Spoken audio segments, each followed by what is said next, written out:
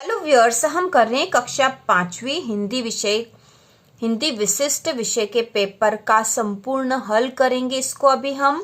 और इसी प्रकार का पेपर आपके एग्जाम में आने वाला है, तो आपको ये तैयार कर लेना चाहिए। प्रश्न पहला जो है वस्तुनिष्ठ प्रश्न है। इसमें प्रश्न पहला है, सही विकल्प चुनकर लिखिए। ठीक है, सही विकल्प चुनकर लिखिए। इसमें पहला उपहार में उपशब्द है। ठीक है, उपहार में उपशब्द क्या है? सर्वनाम है, क्रिया है, प्रत्यय है या उपसर्ग है? तो यहाँ उत्तर आएगा उपसर्ग। ठीक है, उपहार में उपशब्द उपसर्ग है। इसके बाद अगला है, कृषि हेतु लिए गए ऋण से खरीदना उचित होगा। ठीक है, कृषि हेतु मतलब खेती के लिए जो ऋण लिया गया है उससे क्या खरीदना उचित होगा? अच्छे अच्छे कपड़े, मोटरसाइकिल, उन्नत बीज, खाद व कीटनाशक या खाने पीने का सामान। तो इसका उत्तर होगा उन्नत बीज, खाद व कीटनाशक। ठीक है, उन्नत बीज, खाद व कीटनाशक यह खरीदना उचित होगा। इसके बाद अगला प्रश्न है, जापानी युवक ने स्वामी रामतीर्थ को भेंट की। क्या भेंट की थी? फूलों की टोकरी, सब्जियों की टोकरी, फलों की टोकरी या मिठाई की टोकरी? तो इसका उत्तर है फलों की टोकरी भेंट की थी। अगला है, कवयित्री सुभद्रा कुमारी चौहान की कविता है। तो इनकी कविता कौन सी है? मेरा नया बचपन, पुष्प की अभिलाषा, हम भी सीखे या पन्ना का त्याग? तो इसका उत्तर है मेरा नया बचपन। यह सुभद्रा कुमारी चौहान की कविता है। इसके बाद अगला प्रश्न नंबर दूसरा है, कोष्टक में दिए गए शब्दों में से उचित शब्द चुनकर रिक्त स्थानों की पूर्ति कीजिए। तो इसमें पहला है, मैदान में खेल रहे हैं बच्चे या बच्चा? तो यहाँ पे रिक्त स्थान में आएगा बच्चे। ठीक है, यहाँ हम लिखेंगे बच्चे, बच्चे मैदान में खेल रहे हैं। इसके बाद है, साच बराबर तप नहीं, झूठ बराबर? तो यहाँ आएगा पाप। ठीक है, यहाँ रिक्त स्थान में हम लिखेंगे पाप। साच बराबर तप नहीं, झूठ बराबर पाप। इसके बाद है, कोडाना दुर्ग की लड़ाई में वीर गति को प्राप्त हुए तानाजी मालसुरे या शिवाजी राजे? तो इसका उत्तर आएगा तानाजी मालसुरे। ठीक है, यहाँ रिक्त स्थान में हम लिखेंगे तानाजी मालसुरे। इसके बाद है, विज्ञान और ज्योतिष में रुचि रखने वाले को बड़े गौर से देखते हैं। किसको बड़े गौर से देखते हैं? तो यहाँ आएगा वेधशाला।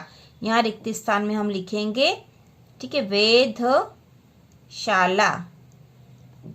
वेधशाला। ठीक है, इस प्रकार से हम वेधशाला यहाँ लिखेंगे।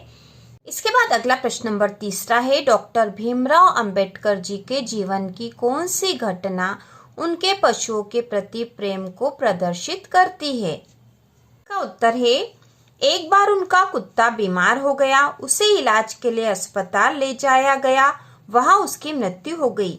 यह खबर सुनकर वे ऐसे रोने लगे जैसे कोई अपने स्वजन की मृत्यु पर रोता है। तो यह वह घटना थी जिससे उनके पशुओं के प्रति प्रेम को प्रदर्शन होता है। इसके बाद अगला प्रश्न है, बनवीर तलवार लेकर महल में क्यों गया? बनवीर तलवार लेकर महल में क्यों गया? तो इसका उत्तर है बनवीर कुंवर उदय सिंह को मारने के लिए तलवार लेकर महल में गया था। बनवीर कुंवर उदय सिंह को मारने के लिए तलवार लेकर महल में गया था।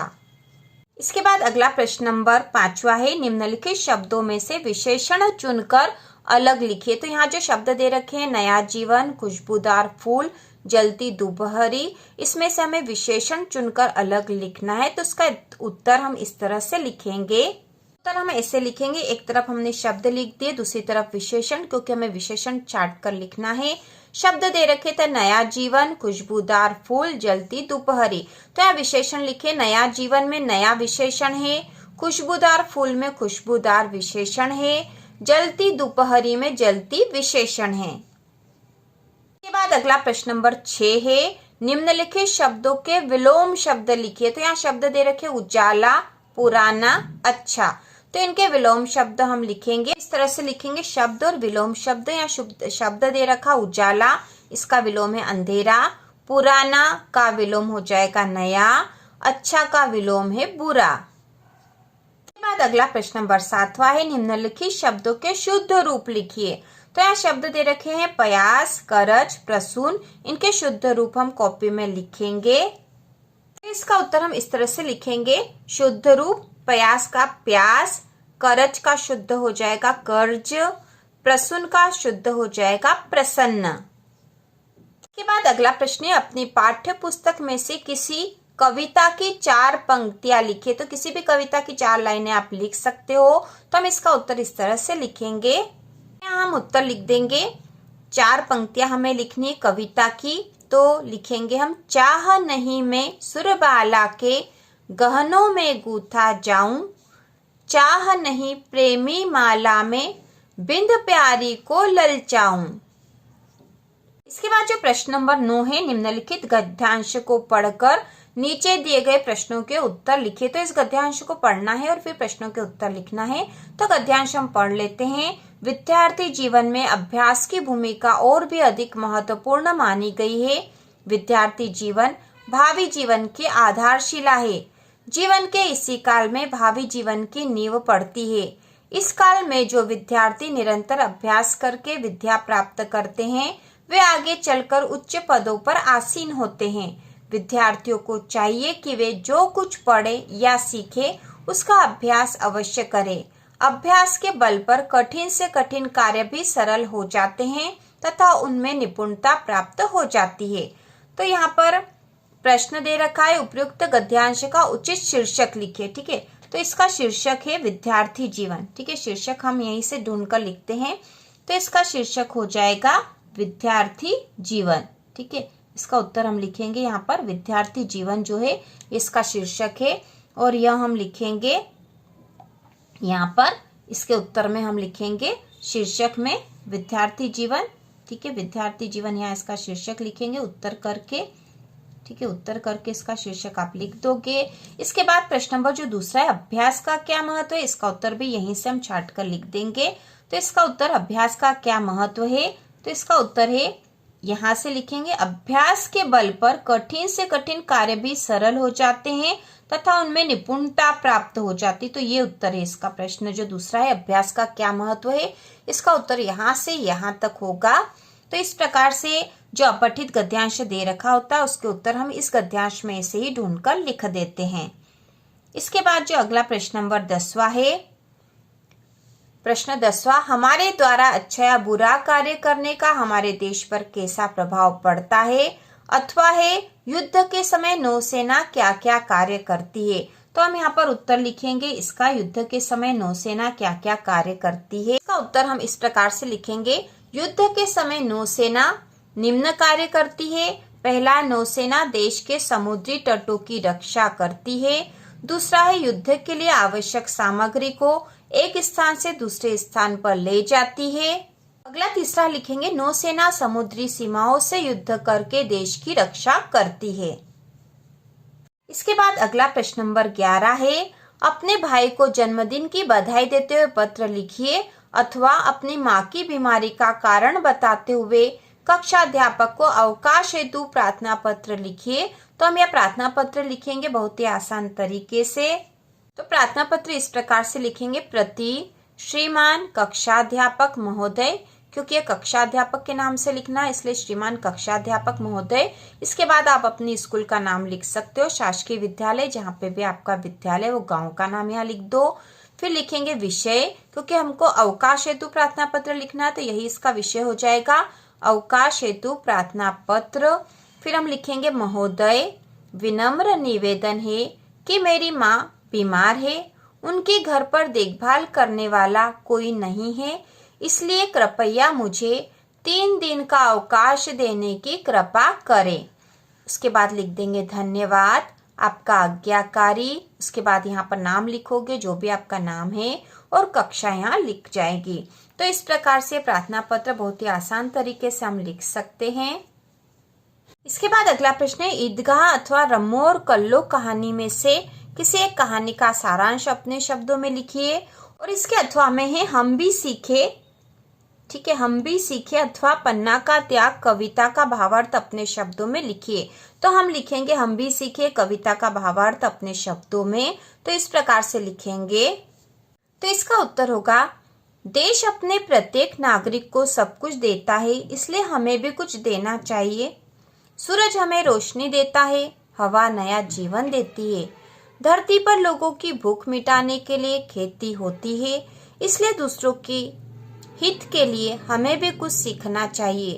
पेड़ छाया देते हैं, फूल खुशबू देते हैं, पेड़ों से हमें फल मिलते हैं, उनका त्याग हमें जीवन जीना सिखाता है। हमें जो अनपढ़ है उसे पढ़ाना चाहिए, जो पिछड़े हुए हैं उन्हें आगे बढ़ाना चाहिए, मेहनत के दीप जलाकर उजाला करना चाहिए। तो इस प्रकार यह हम भी सीखे कविता का भावार्थ हमने यहाँ लिख दिया है। इसके बाद प्रश्न नंबर 13 है, निम्नलिखित में से किसी एक विषय पर 10 पंक्तियां अपने शब्दों में लिखे। तो यहाँ पे विषय दे रखे मेरा प्रिय खेल, कंप्यूटर का उपयोग, मेरी शाला या सफाई का महत्व। तो हम सफाई का महत्व विषय पर 10 पंक्तियां हम लिखेंगे अपने शब्दों में। तो यह इस प्रकार से लिखेंगे, इस प्रकार से लिख सकते हैं। सफाई का महत्व, हमें अपने घर व आसपास सफाई रखनी चाहिए। साफ सफाई से घर व वातावरण शुद्ध रहता है, इससे हमारा मन भी प्रसन्न रहता है। चौथा पॉइंट है, साफ सफाई रहने से हम बीमार नहीं होते हैं। फिर अगला हम लिखेंगे, यदि हम स्वच्छता का ध्यान नहीं रखेंगे तो मक्खी मच्छर अधिक होंगे। अगला है, जिससे हमें मलेरिया, डेंगू, टाइफाइड आदि बीमारियां हो सकती है। अगला पॉइंट है, इन बीमारियों से हमें बहुत नुकसान होता है, बीमारियों के इलाज में भी बहुत खर्च होता है। साफ सफाई से हम अपने समय का सही उपयोग करते हैं और सफाई रखने से पर्यावरण भी संतुलित रहता है। तो इस प्रकार से 10 पॉइंट हम अपने अनुसार लिख सकते हैं। आप अपने अनुसार भी इसमें 1 या 2 पॉइंट अलग भी लिख सकते हो। सफाई का महत्व विषय पर हमें लिखना है, हम आसानी से इस विषय पर लिख सकते हैं। जो अगला प्रश्न है वह संस्कृत खंड है, ठीक है, संस्कृत खंड है यहाँ पर। और इसमें प्रश्न है, कोष्टकात उचितम शब्दम चित्वा रिक्त स्थानानि पूरयत। कोष्टक में दिए गए शब्दों में से उचित शब्द चुनकर रिक्त स्थानों की पूर्ति कीजिए। इसमें पहला है, वर्षे एकादश मासा या द्वादश मासा। तो यहाँ आएगा द्वादश मासा, ठीक है, यहाँ हम लिखेंगे ऐसा द्वादश मासा, मतलब वर्ष में द्वादश मतलब 12 महीने होते हैं। इसके बाद जो अगला है, दीपावली भवती, ठीक है, तो कार्तिक मास से या आषाढ़ मास से। तो इसका उत्तर आएगा कार्तिक मास से। दीपावली जो है कार्तिक महीने में आती है, इसलिए आएगा कार्तिक मास से, यहाँ लिख देंगे हम। इसके बाद है, प्रश्नानाम एक पदेन उत्तराणि लिखत। निम्नलिखित प्रश्नों के उत्तर एक शब्द में हमें यहाँ लिखने हैं। तो इसमें पहला है, सप्ताहे कति वासरा। तो एक शब्द में उत्तर यहाँ आ जाएगा सप्त। सप्ताह में कितने दिन होते हैं, तो इसका उत्तर आएगा सप्त। सप्त वासरा, 7 दिन होते हैं। के बाद है, छात्र कुत्र पठति। तो इसका उत्तर हम लिखेंगे छात्र विद्यालये, ठीक है, विद्यालये पठति, छात्र विद्यालये पठति। इसके बाद है, कः श्वेतः न भवति।